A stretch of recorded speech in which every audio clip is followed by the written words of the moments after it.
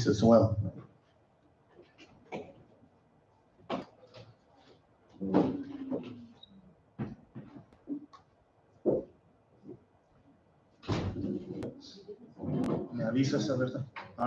All right, so we are live. Hello, everybody that's out there on the YouTube channel as well, Los Amigos de la Comunidad. We appreciate all of your presence and great turnout. Thank you to the people here that are here at the Nyland Cooling Center. We want to thank the County of Imperial as well for allowing us to have this meeting here. And we have a great presentation on the UC Dust collaboration. I am Eric Montoya Reyes, Executive Director of Los Amigos de la Comunidad. And we have the privilege of being partners with a great group of University of California professors on a dust collaborative. And our whole mission here today is Dust on the Horizon, assessing current and projecting future health risks from the shrinking Salton Sea. You guys that are very engaged, I'm not going to tell you the history of it. Obviously, we have a lot of issues that we need to take care of now. We think that we're getting at a point where we're seeing physically the receding sea. Now we need the scientific data to back up the mitigation processes that we all need. And if you live here in Nyland, that's why we had it here in Nyland, you're very close to the sea, where it's receding, and you're going to be the closest to the Lithium Valley development as well, which will have further impacts.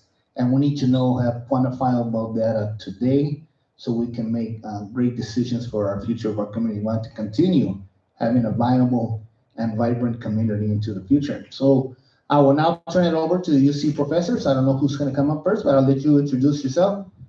Mr. Amato Emin from UC San Diego, right? And here you go. Thank you. Good morning. Thank you, Eric and Los Amigos. So can we do how do I change the slides? You tell him. Oh, slide. Thanks. Anyway, my name is Amato Evan. I'm a professor at UC San Diego.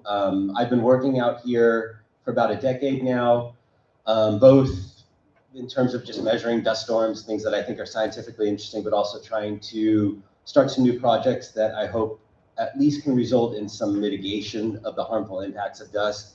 For example, working on forecasts of dust storms in the area.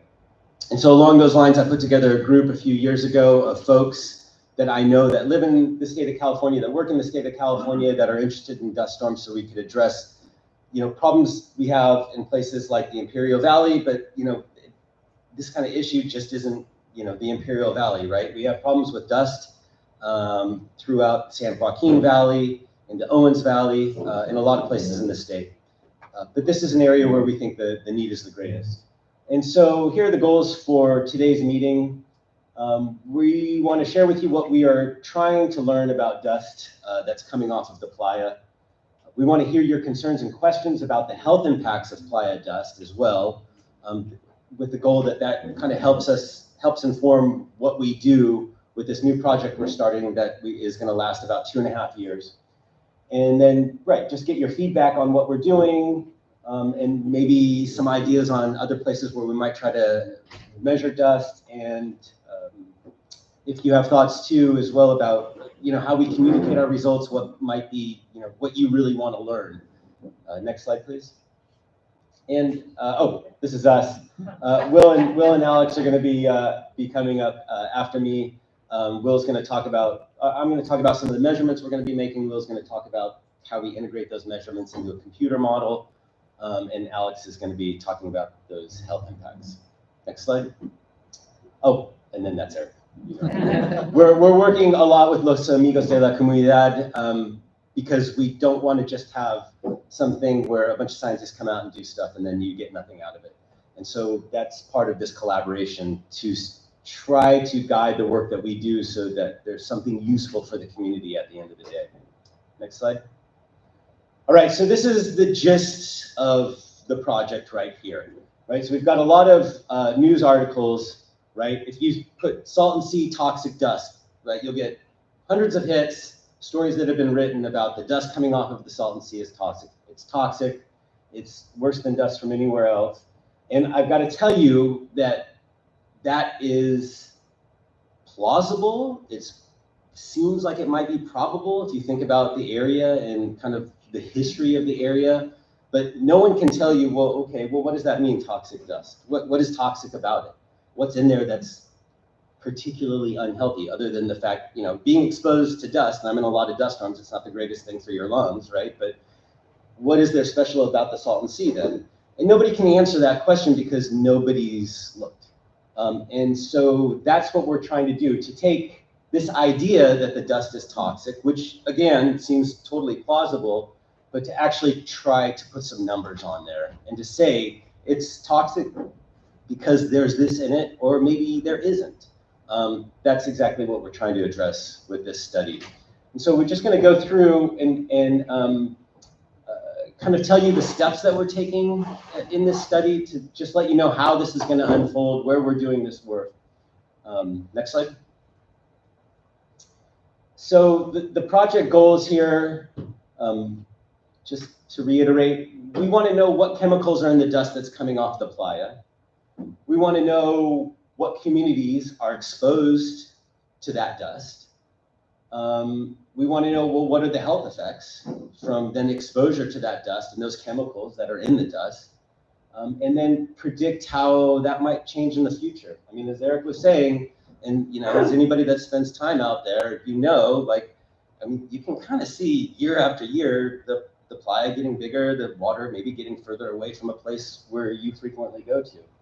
And I have this picture here just to illustrate, right? So I've got blue lines where the New and the Alamo and the Whitewater rivers are.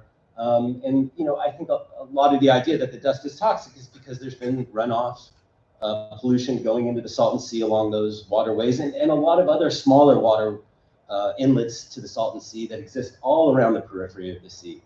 And so that's a lot of the motivation here too, right? Or that's why we think that might be toxic, especially if we consider chemicals that are long-lived that maybe we don't use in the environment anymore, but we did decades ago that still might be there. Next slide. So my end of this, besides kind of managing the project, is working on measurements. And so there are a couple different kinds of measurements we're going to be making.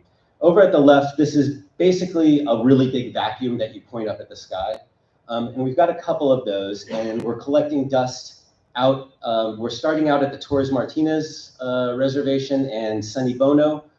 And we're collecting the dust that's in the air so we can try to figure out what's in it, okay? And hopefully dust that's coming off of the playa, but dust that's coming off of anywhere in some of the desert regions around us.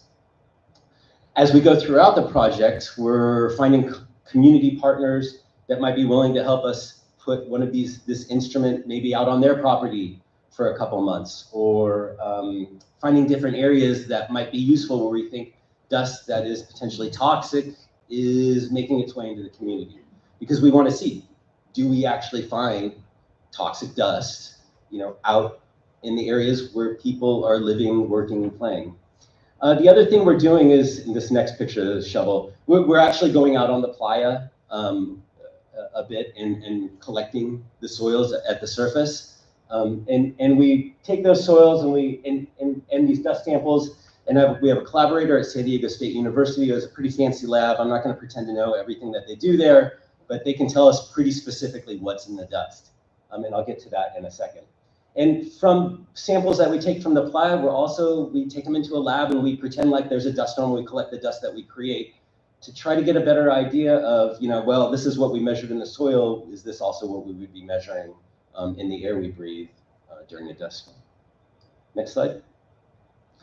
And these are the things that this list, right? So a lot of stuff here. These are the things that we're thinking about right now because we know these are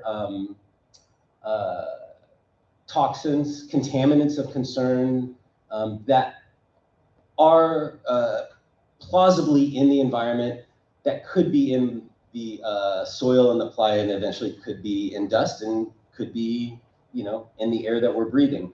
And so we have these things, legacy pesticides. These are pesticides that we don't use anymore because we know that they're toxic, but we don't use them anymore because they're long-lived in the environment, meaning that, DDT could have made its way onto the playa 50 years ago and it would still be there.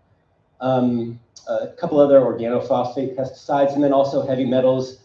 These are all contaminants that we know have adverse health effects. And these are the ones that we're looking for. Should also mention, though, that this is not an exhaustive list. we're able to do something, well, our collaborators at San Diego State, it's called a non-targeted analysis. Basically, they take our samples and they put it into a machine, and it's a pretty complicated process. I don't totally understand it, but they will be able to look at anything, right? And that might guide any other type of contaminants that we're looking for.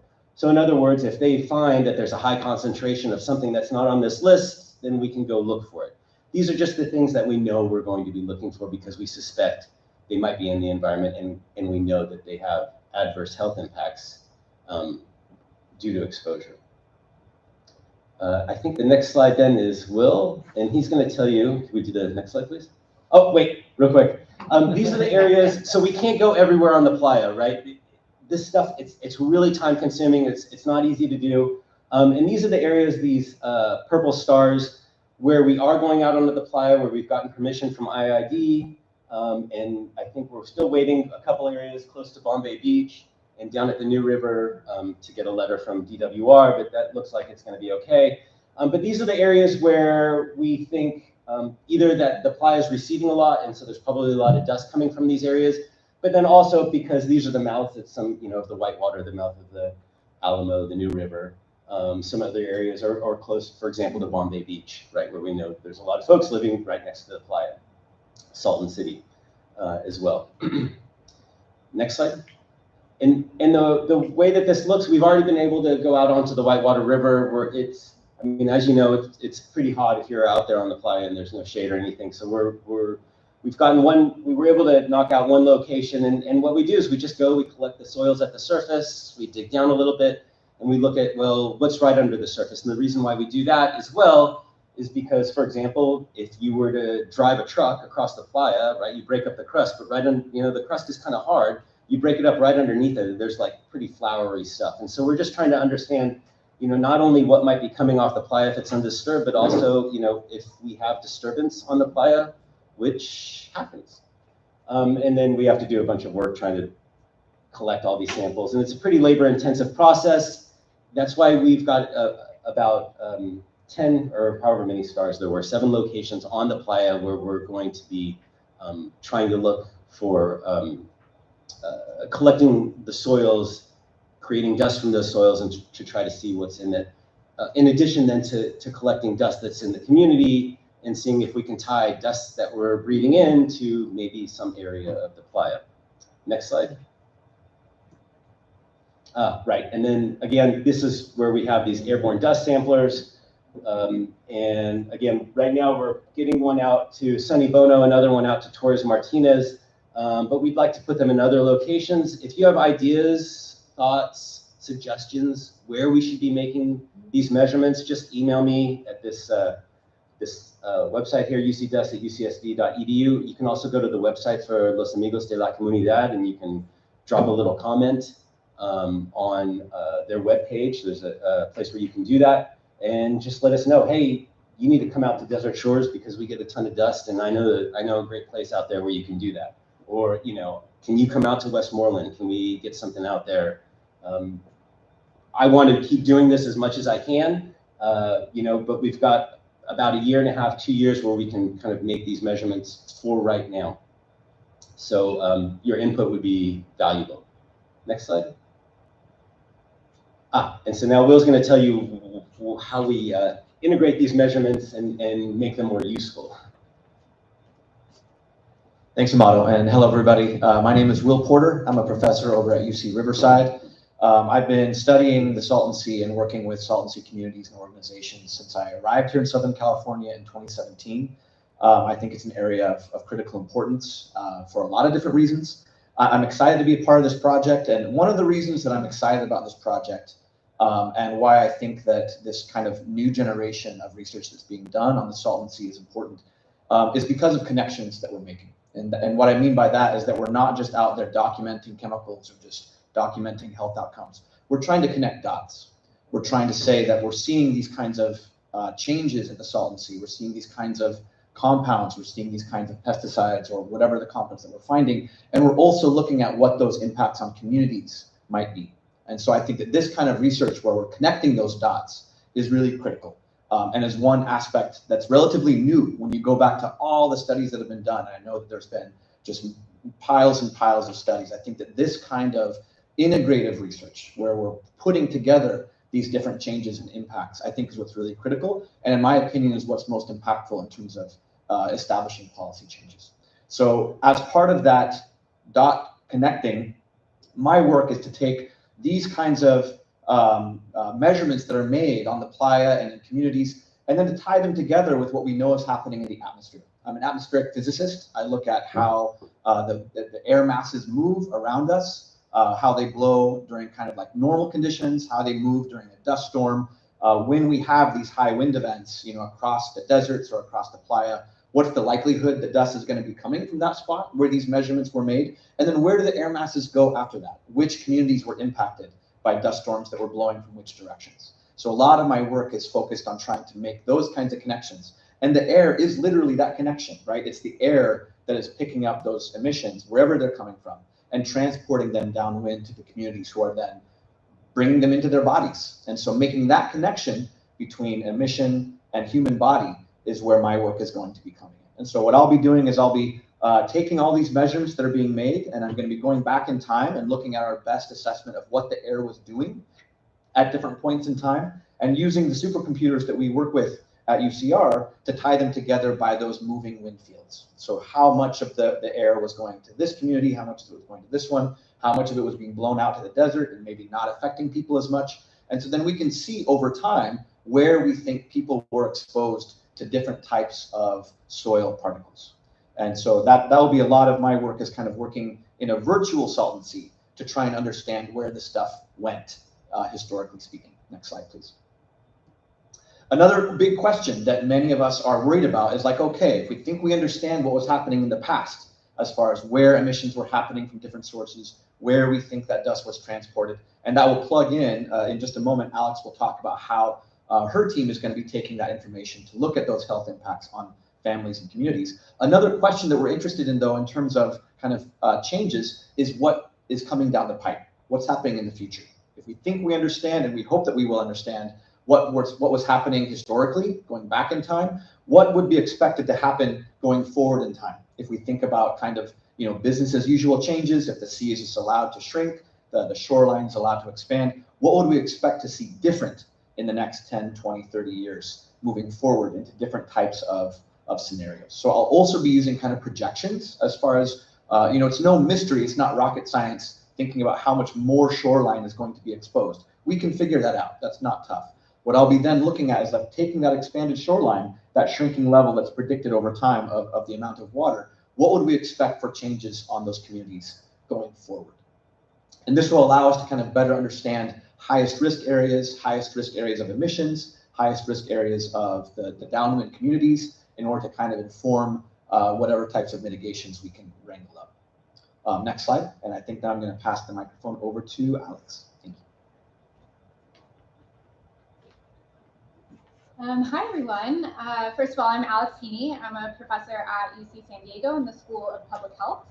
So I am an environmental epidemiologist, which basically means that I study how environmental conditions impact people's health. And that is going to be my role here on this project.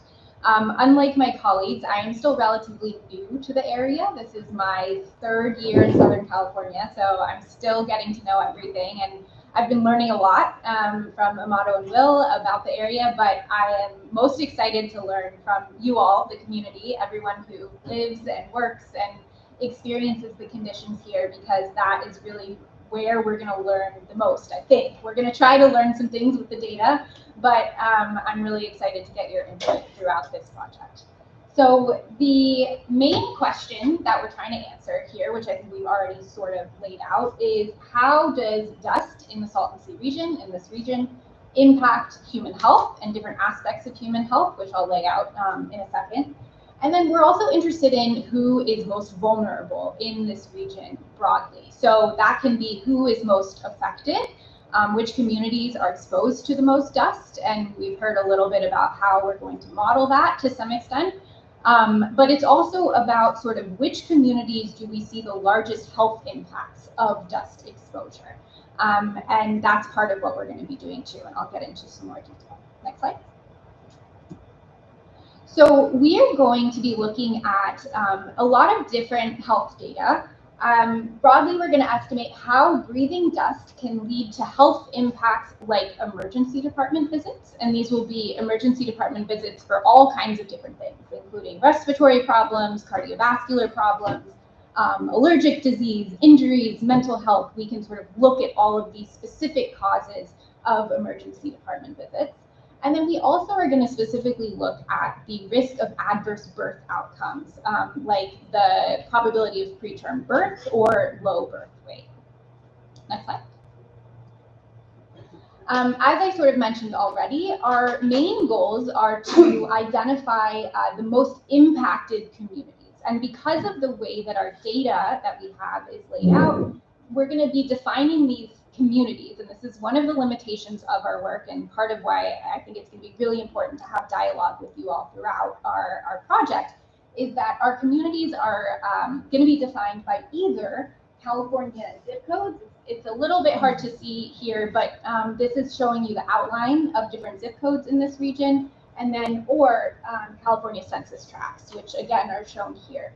So this is how we'll be defining communities, and that's just, we would love to have sort of more detailed information on smaller areas, but because of how our data is laid out, that's how we will do things and hopefully supplement what we learn with our data with your knowledge.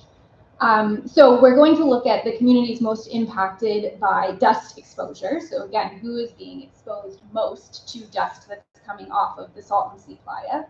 And then where are the health impacts of that dust exposure highest? Which communities seem to have the highest health impacts, adverse health impacts from dust exposure?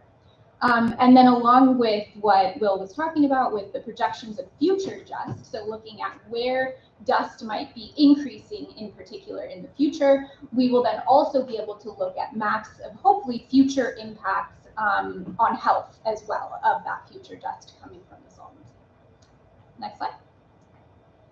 So you remember this slide that Amato put up of all these chemicals that we're testing for in the soil and the dust as well. Next slide.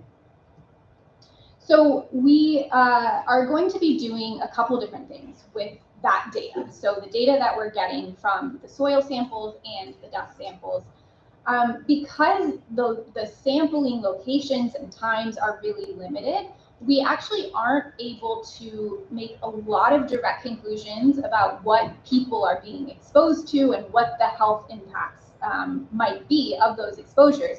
But what we can do is use this data that we're collecting as a preliminary indication of first, what chemicals, pesticides, metals are we actually detecting in these soil and dust samples. That will tell us what might people be exposed to.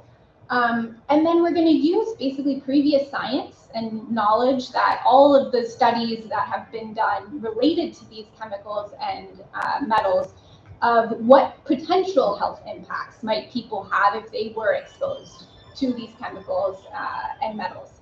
And then we'll basically use that to present sort of what do we recommend for future studies and future data collection that needs to be done so that we can better clarify what of these chemicals are people actually being exposed to in their day-to-day life, and how might we measure and understand how those are impacting their health.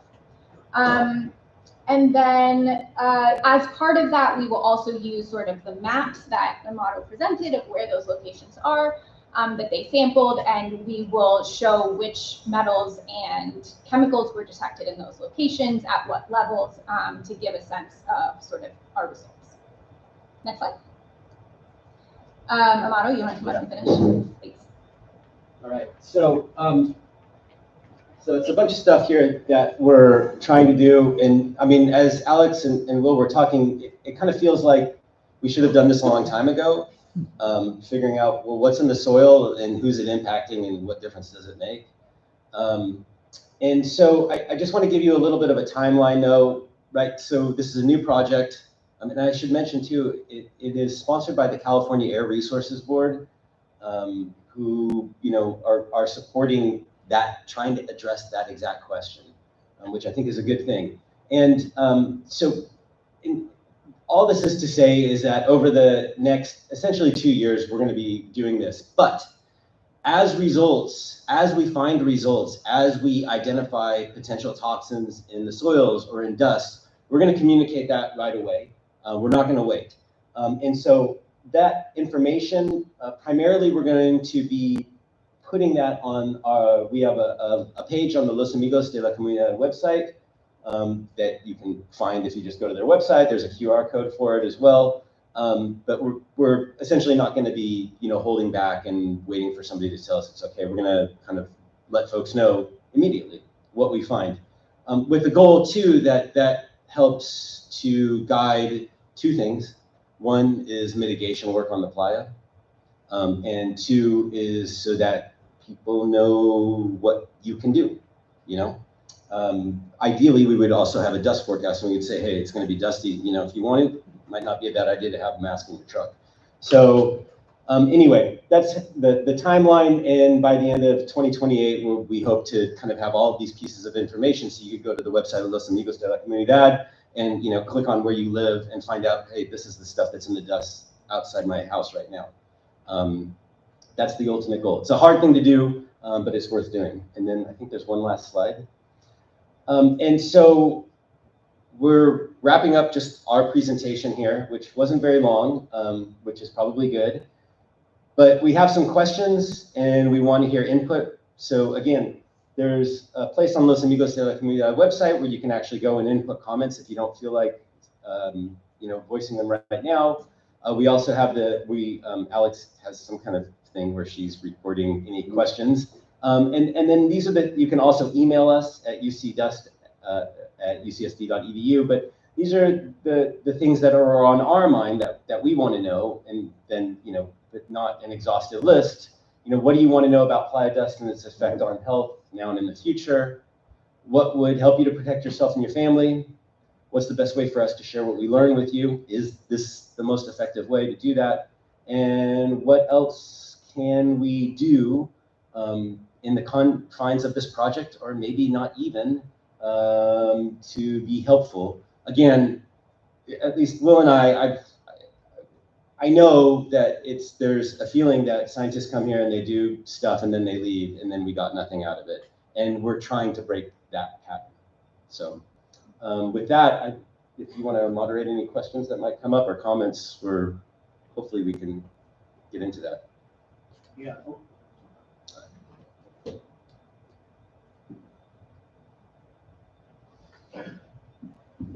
Yeah, so we can field questions, and I can send the microphone. It's pretty long. Cord, just a comment from me is that this is what we have wanted as community advocates, is that straight correlation that you are doing is what will be asked for a generation now. We have a lot of info on PM2.5, PM10, et cetera, but we have a lot of high asthma rate, we know that, but we do not have the direct correlation to impacts of the Salton Sea and the dust that we are taking and the receding sea. And we want that quantifiable regulatory monitors that will make that hard case for our community. We really appreciate that. And you have said it over and over again, what we have asked for so long. I've said this at many conferences: human health has to come first over flora and fauna. As much as we want to protect the environment, so on, but we need to protect our community first. And the residents here will tell you that also. So we thank you. And that's why we were excited to be part of this. And I hope we can make it to fruition where it's quantifiable, and then we can do implementation of great programs. Right? So thank you. So anybody else here have questions first? Questions? There you go. And we use the mics because we are on YouTube, and then we are going to upload it. It's live currently, and then we are uploaded on Los Amigos de la Comunidad YouTube. You can re-see this again. Hi, thank you for this really important project. I'm not sure if this question is for Dr. Porter or Dr. Evans, but as part of your project also, this conversation about we're getting less water into the Salton Sea, it is a terminal lake. Is there a research question that you're exploring around, as we see the sea receding and a footage or inches or whatnot a year, how much dust is going to be you know, being emitted from the playa itself? Is that something that you're exploring? Yeah. Hi, Dave. Hi, Dave. Good to see you. Yeah, that's exactly, so that projection part of what I was talking about is exactly that question. We know water inflows are causing, reduced water inflows are causing this shrinkage to occur. We know, and we can calculate pretty well what that's going to mean as far as how much land is going to be more exposed. And so we can start to make projections, and we're going to continue to make projections to look at what that's going to mean, not just with the amount of exposed playa, but also with the new information about what's in that playa, which I think is one of those missing dots, one of those missing links that is, it's like it makes common intuitive sense, and that has not really, those dots have not been connected yet fully. And so we're going to try and help to constrain those uncertainties and try and understand what that's going to mean for increased emissions, and then also increased emissions of different types of dust. I'll just take that opportunity to add, for the sake of simplicity, earlier I didn't sort of bring this up, but one of the really great things about our project is that for the health impact analysis, we'd be able to use those specific estimates of dust coming from the playa and dust coming from elsewhere to compare the health impacts of playa dust versus non-playa dust. And so that will allow us to get some estimate of whether actually being exposed to dust coming from the playa is more toxic than dust coming from other sources. So just something else to mention. Questions from the public? Someone else? Another question here. Thank you. I would just like to thank you for coming, but I would also like for you to come back, because if you put it out there in written form or in a pamphlet of some kind, it's hard for the average Joe to understand it. This is a lot more helpful, but I would love for you to come back when, you know, maybe a year, maybe 6 months. I don't know how, you know, how you can come back, but hopefully Eric will have you come back so that you can talk to us about it and we can see it. Otherwise, you know, it goes over our head, really. Absolutely. I'm really glad that you said that, because we are absolutely planning to have more meetings. We, to whatever sort of extent we can, we would like to have regular meetings throughout this whole project where we can update you on what we've been doing, what we've been learning, and I think most importantly, get your feedback on what we are learning to see how it meshes with your own experiences and learn from you, so that that can sort of help us as we go along in this project. So I think part of a question here, actually, if anyone has other thoughts about this, is what is the best way for us to set up these meetings? I mean, this is wonderful to have you here, and we have a lot of people I think watching virtually, which is great, and I know we can have lots of follow-up conversations there. But if you do have thoughts about ways we can set up this back and forth communication, I think we are really interested in hearing that. I have a question. We have representatives here from Salton Sea Authority, Patrick and here, and we have representatives from Irrigation District. We have representatives from the Air Pollution Control District. All key players in what we are trying to find out, and then later how we can make it better. What is your opportunity you see here with these representatives and the agency's representative? How do we get them together, which is lacking right now, coordination and implementation wise? Oh, that's an easy question. I never make it easy. Yeah, that's so easy. Yeah, so, all right. Yeah, I don't have a great answer for that. What I can say is that, for example, you know, Will and I have already met with the Imperial County Air Pollution Control District folks, let them know what's going on. We've had, you know, about 1 million back and forth emails with DWR, with IID. So I know that folks in all those agencies know what we're doing. I've been up to Sacramento to kind of talk about some of this work that we're doing with DWR up in Sacramento as well, with CARB, with Cal EPA. So for me, the best I can do is try to let everybody know this is what we are doing. These are the issues that we think are important. And so I guess what I can say is that inside each of those agencies, you might find a couple folks who are really interested about this topic, and that helps to guide resources into places where hopefully they will be useful. But as far as like coordinating that, I think you play a big role in doing this and helping us to have this meeting and helping us to share the results that we find, which, like you're saying, that's kind of been a missing piece. Okay. Yeah. I forgot Mario Llanos from California Natural Resources Agency and the Salton Sea also. Key players. All right. Any other question back here? Yeah, how you're going to test this ground out here? How long has the Salton Sea been shrinking? How long has that been shrinking? I mean, what, like 40, 50 years? Yeah, about that. I've been here Yeah. that long. Yeah. Okay. How long have you people has anybody checked the dust in the area? So dust in the area has been measured probably starting back in, okay, well, dust in the area has been measured with instruments going back to about 2005, all right? And so this is like something on the ground that's pulling in the air and calculating actually this is the amount of dust that's in the air. Instruments, but they haven't really been very regular, so you can kind of see how it's changing over time since 2015 about. We have satellites that are very indirect and very imperfect that can give you some information about dust in the air, and that goes back to, really 2000. They give you a wider picture, but they don't tell you everything. There's just a lot more uncertainty. And there on your list there, you had some heavy metals that were there. Okay? Yeah. You don't know where they're coming from. How much of this stuff, you people that study this, how much do you think is coming out of the geothermal activity underground? Because from what I've read, quite a bit of it. You mean the chemicals that might be in? Some of the chemicals that might be in. So that's a great question. And how are you going to stop that? You're not going to stop it. No, well, you're not going to, yeah, we're not going to stop the Salton Sea from shrinking either. No. Yeah. And we're not going to, if there's DDT in the soil, it's not like we're going to be going out there and pulling it out of the soil either. Right. But what we can do is we can say, hey, we think there's DDT in the soil there, and we think it's heading up to Mecca pretty regularly.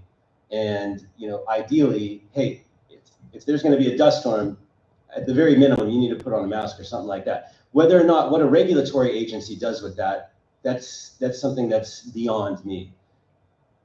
Okay. And the other question I have is, you're studying this, how is this going to affect the lithium project? As far as it's going to slow it down? Are they trying to stop it? What's the issue here?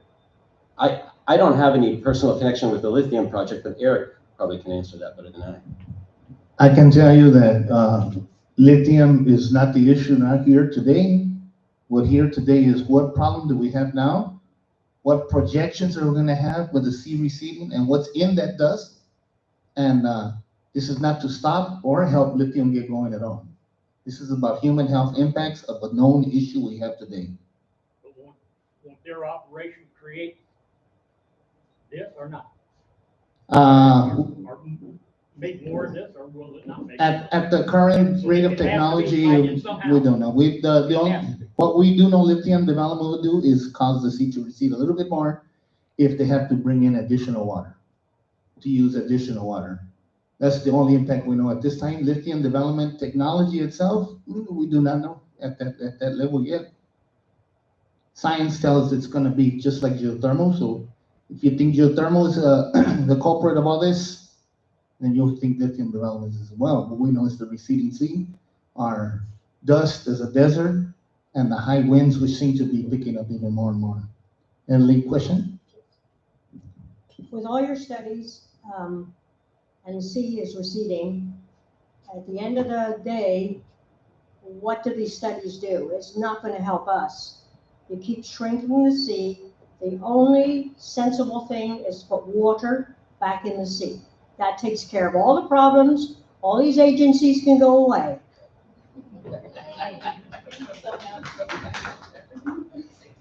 I think like Eric said, we're trying to address the situation we have now in front of us. And we see this is the problem we have right now. There's dust that's coming off the playa, and it's going to keep coming off the playa. And the long-term solution, putting water in there, or maybe a different long-term solution that people throw out is, putting hay bales out on the playa, right? That we don't have any control of that. We're just trying to address what we think is, what we know is a problem right now. Thank you guys for coming. My question is, can we set one of these meetings up in Palm Bay? Because we are right on that playa. Yeah. And if you work with the Community Services District and the community of Palm Bay Beach, you'll be able to put up your dust collectors and your air monitors. They'll have no problem with that because the community really, really cares about what's going on there. So much that we're like putting in our own dust mitigation projects with new tree lines to help block the dust from coming into town. If you would send me an email at that address, I will go out there 100% and give this same presentation and chat and go out and take a tour of areas out there as well. Be more than happy to. Thank you. Yeah. Yeah, Bombay Beach is deeply involved, and they don't like the hay bales. So, Anybody's got a question here? Question? Anybody else? Comment? Okay, question or comment? Hi, I just wanted to introduce myself and let you know that we're here. My colleague Taya, the photographer in the back, and I'm Janet from the Desert Sun. So if you don't want to be in a picture, maybe let her know. I also have some questions for you guys real quickly. One is, why aren't you doing biomonitoring? Why aren't you testing people's blood, urine, whatever, for exposure to these contaminants? Yeah, great question. The answer is funding, basically.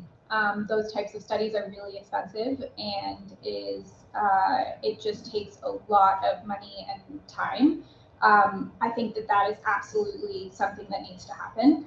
And so I'm really hoping that this project, as sort of a first step of illustrating that there are health impacts happening here in this community, will help to sort of get funders to pay more attention and invest in a much bigger study, which, as you're saying, is that's what we need to really understand how the metals and pesticides in particular, anything we find in the dust, is impacting people's health. We have to measure what are they actually being exposed to, and you can do that using biomonitoring and then much more detailed surveillance of different health outcomes.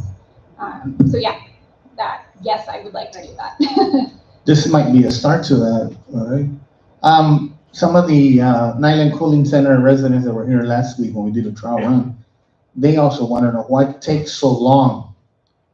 So maybe you can explain the scientific process. We tried to explain it, but we're not scientists ourselves. Why does what take? Once you have results, why does it take so long to have it verifiable and accountable to get the resources that we may need? Resources, yeah. In terms of the research, unfortunately, research is a slow process. We have a lot of sort of data collection, modeling, and trying to understand the intricacies of all of the data that we have. In terms of sort of implementation, I think that is something that happens between what we do and a lot of the regulators that are in this room. I don't know if you have something. Yeah. We're not going to take forever to tell you what we find. No. We're going to tell you what we find as soon as we find it through Los Amigos. So, right. The process though of like, hey, we found something, and now like, we have the basis to do biomonitoring. Okay, great. So now you have to go write a proposal. You have to send it to the NIH. If the NIH is functioning, who knows, right? If it's functioning, it's going to take them another year to tell you like, oh, that's a good project or not. And then it's going to take about another 6 months to try to spin it up. So that's that slow moving, and that's just kind of the way the federal government works when it comes to science.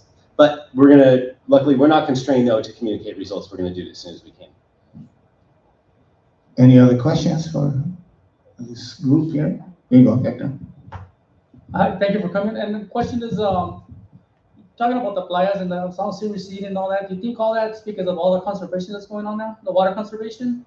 Or obviously the more water go in there, so that'll cover the part of the playas, but do you think it's because of that?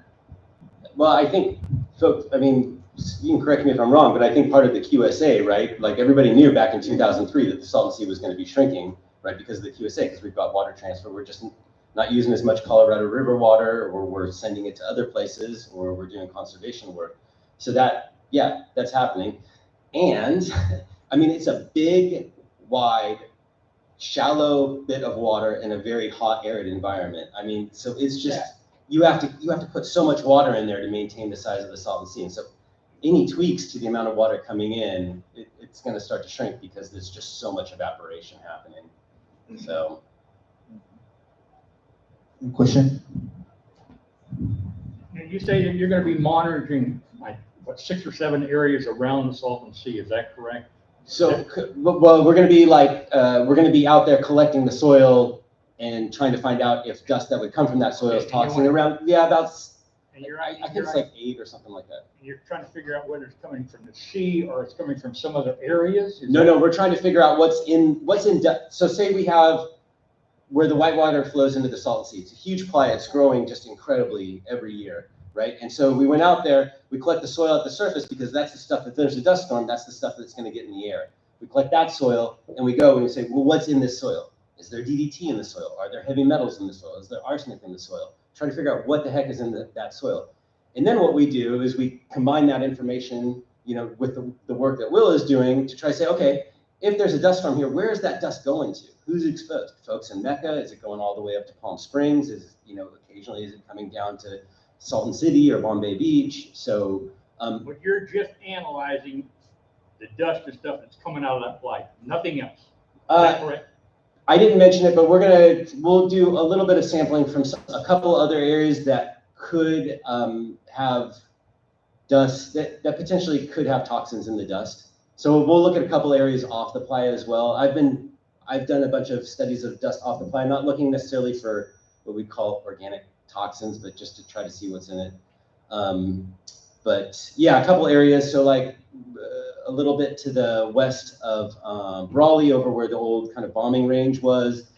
I think we were planning to go out towards the dunes, Glamis, and a couple other spots as well. That off playa, like kind of where the desert is. Yeah. Because I've lived here all my life. I've lived here 80 some years. And a lot of the dust, if you've lived here as long as I have and grown up here, a lot of dust and methane stuff comes out of feedlots. Okay. Now, is it possible that that's causing a lot of your asthma and health issues with people? Now, we're not going to do anything with that. That's how we make money is nothing. Yeah. We're not going to do nothing with that. We don't care how many people kill. Yeah, I can tell you for sure, we're not going to be out on any feedlots or in any agricultural lands.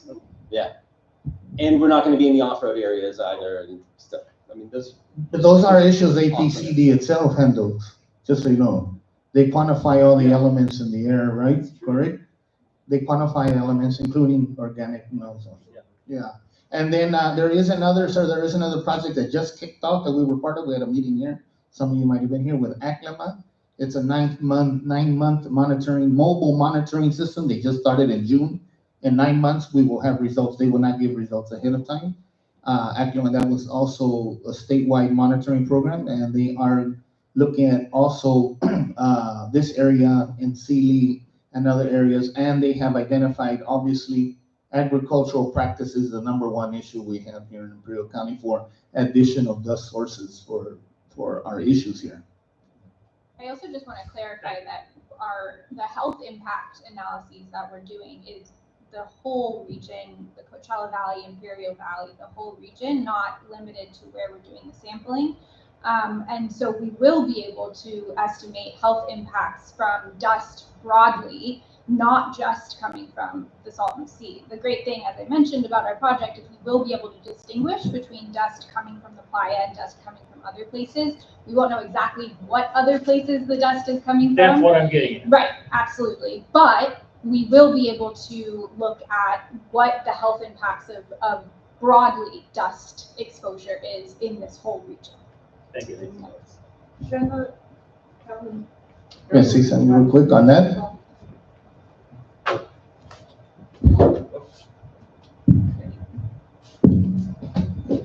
So the comments right now shared, thank you, concerns about emissions from agricultural sector, from feedlots in particular. So feedlots of a certain size, once they reach permitting thresholds, they are required to have an authority to construct a permit to operate with their office. And part of that evaluation, and we had that on the books, a rule-making process that requires permits of these facilities since, I believe, 2007, when that was required from the state. Went from the state to the local level, we developed a rule and a permitting program for feedlots. So a number of these facilities, once they reach, I believe it's like 3,500 head of cattle, they have that. They have to have a permit in place with us. They have to have controls in place that address dust issues, that address their emissions when it comes to VOC, volatile organic compound emissions from their feedlots. So these sites, these facilities are inspected by our agency at least once a year to determine if they're in compliance with the permits. So there is a regulatory framework and a watch over these facilities. And my colleague here at Israel Hernandez, we have our AB 617 steering committees for our two communities. The first one, which we've had now for about 5 years, down in Heber, Central and Calexico. We also have our north and newer of the two communities that comprises of the area of Calipatria, Westmoreland, and Brawley, where we have our steering committee meetings regularly in person and virtually. And we invite everybody here if some of these concerns that you have, some of these issues. We have our emissions reduction program that's been developed and now adopted for this North End community. We hear these comments sometimes in these meetings, and Israel can speak a little bit to that, about what else can be done, what other resources can we direct with the monies we get from the Assembly Bill 617 program to look at different sources that are existing or other things that might be missing that historically we haven't taken a chance to look at.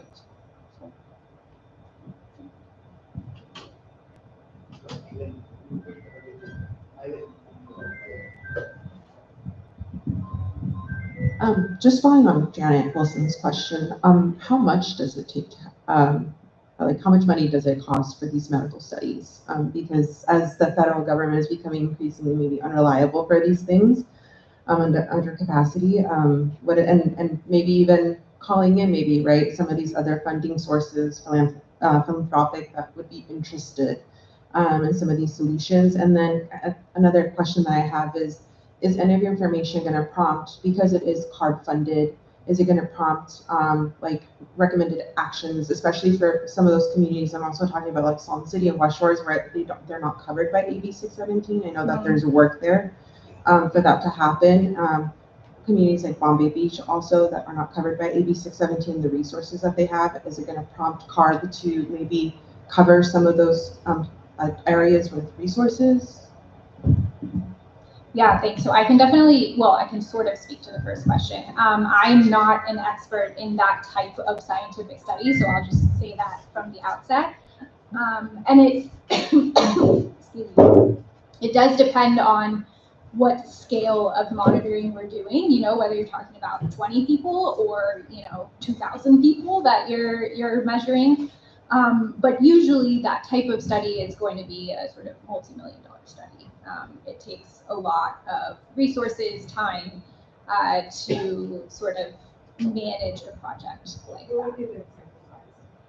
Really depends on what your goals are, what the research questions are, all of that. So I wouldn't be able to sort of say, just standing here, this is what you should do. There are many different ways you could go about doing a study like that.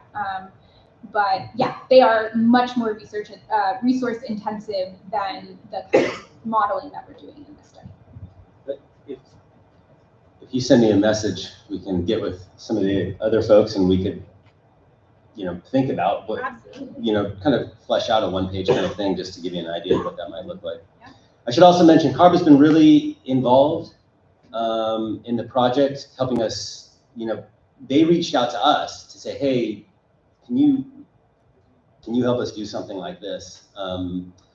What they're going to do with that information, how that affects, their rulemaking, that I can't speak to. All I can say is that they've been pretty involved. Bombay Beach, there's very few cases of asthma there. People say, oh, we're all dying of asthma. We're not. Has there been any studies on all the spraying of the pesticides from Nyland on down through the valley? I do not know the answer to that question. We'd have to have somebody from the Department of Pesticide Regulation here to answer that. I'm sorry, I don't know the answer. You know, the Pacific Ocean is just across the mountain.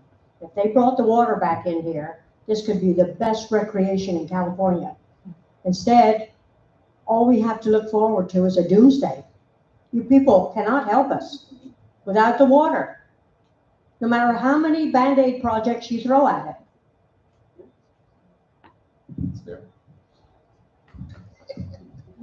So you can hear the, impatience, it's a little bit of desperation.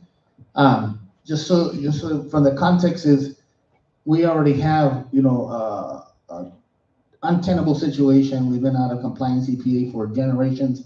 That's from Mexicali, being on the border with a large industrial city. That's from being in a desert basin. That's from being pocketed by sand dunes, and then the high winds, and then agriculture unregulated for a long time practices. All those things combined, but what we do need to know is that playa is receding, what is in there. We need to know that and what those impacts are. We are already working on those other things, unsuccessfully, unfortunately, but this poses much more danger as well, potentially. Yeah, I just wanted to speak really quick to a couple of the questions that were coming up recently. One is that, so I study air quality for a living. I study it all over the world. I'm interested in air quality in LA. I'm interested in air quality in Ontario with all of the warehousing development that's been going on out there, and the Salton Sea as well. And every one of these communities, including our communities here, we have a whole host of things that we're breathing that's not great. And the dust is actually, the playa dust, in terms of like the amount that we're breathing in, is probably a really small fraction of that. We're getting all kinds of pollutants, including sulfide from the water, which lots of folks are looking at and studying, emissions coming from agriculture and agricultural activity, emissions from our cars and trucks, emissions from off-roading. All of these are impacts on our health.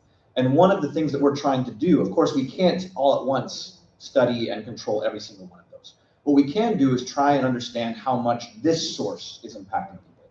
And we can even, in some case, maybe rule out some of these heavy metals or pesticides and saying, that's not really an issue, or maybe this is less of an issue than we thought. But being able to identify and being able to rule out and to build upon our understanding of the biggest risks allows us to focus our attention where it needs to be. In terms of policy, none of us up here is promising, and we can't promise, that we're going to wave our wand and fix the issues in terms of water in the Salton Sea. Many of the studies, most studies, don't lead to magical, perfect legislation or policy changes. But I will just make the point that if you look historically in this country and around the world, every significant piece of legislation, every significant policy change, every standard that was set by the EPA or CARB or any agency that controls and limits and enforces air quality standards was built upon good, solid science. It's a prerequisite. We can't build the house, but we can lay that foundation. And we can hope that we pass that information along to committed policymakers, to committed community organizations, to committed vocal constituents who talk to their policymakers and may raise those alarms, so that once that foundation is laid, we can build the house upon. And so our goal and our job is to lay that strong foundation and make it something that can be built upon. Great summation.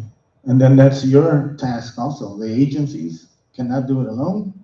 They're pigeonholed in some ways. The rest of us as advocates, people impacted, residents can do as much as they supporting them, advocating against them at times, which we do, and also moving things forward that we know will help our community. But we need to stay engaged. So unfortunately, this is a cooling center. It opens at 11, so we're short on time. We have time for 2 questions or comments. Anybody? Patrick, would you like to weigh in at this time? Be great. A comment, doesn't have to be a question. So thank you, Patrick O'Dowd of the Salton Sea Authority.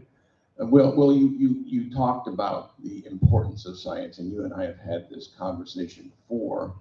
And the question I asked you is, what do PhDs research? And you told me they research what they want to research. And so how do we prioritize the issues of concern and facilitate our research partners so that they're getting us the most important answers to the most important questions, so that we can be advocating for the highest priorities in the community. Hey, Patrick. Yeah, that's an excellent question. And I mean, at the risk of sounding too simplistic, I'd say we're doing that right now. Like this kind of dialogue, whether it's you and I chatting at the, at a meeting in Imperial Valley, or meeting here and chatting, or we're getting community feedback, in terms of us deciding what we research, it's going to be a combination of what's out there in the literature, what has not been studied yet, what do people tell us they really want to know. I recently did a study on indoor air filtration, and that came directly. I was motivated by a question at one of our Salton Sea summits, which was like, how's the air quality indoors in our homes? And I was like, I don't know that. And I thought that would be a great thing to study. How is the air indoors, and what can we do about air indoors? And so a lot of that dialogue happens through events and platforms just like this one. And so I think that kind of decision about what's important, what do we need to know, how do we study it, is a confluence of all those different sources, and including this one right here. So, yeah.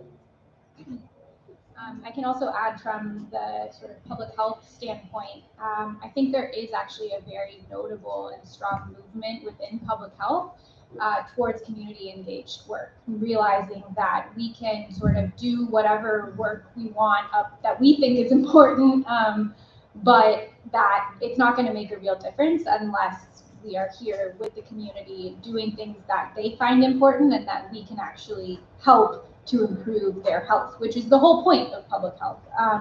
And so I think that while there's a history of maybe those sort of goals not being well aligned between researchers and communities, I do think that that's improving, and that especially in sort of scientists that are being trained now and also coming up into doing their work, it is something that is being emphasized and I think really valued by universities and by other sort of agencies, which is that we have to start in the community. It has to start there. Otherwise, the impacts are going to be not great.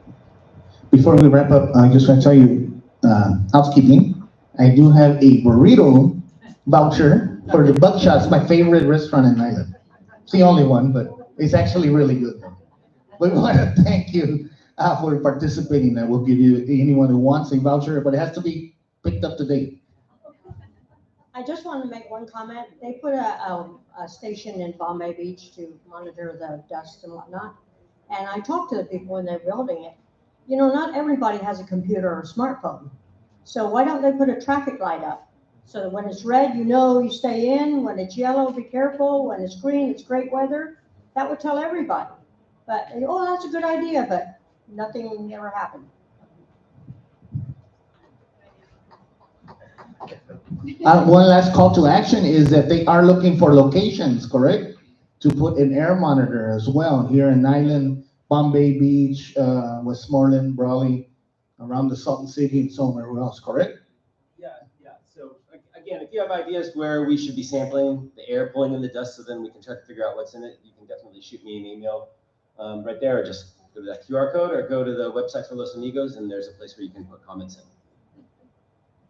Last question here. Yeah, the pollution and everything, it's getting into the Salton Sea, and you folks are checking the supply there. If you go back to the origin of it, it's coming out of the groundwater, the water coming out of the two rivers. Is that correct now?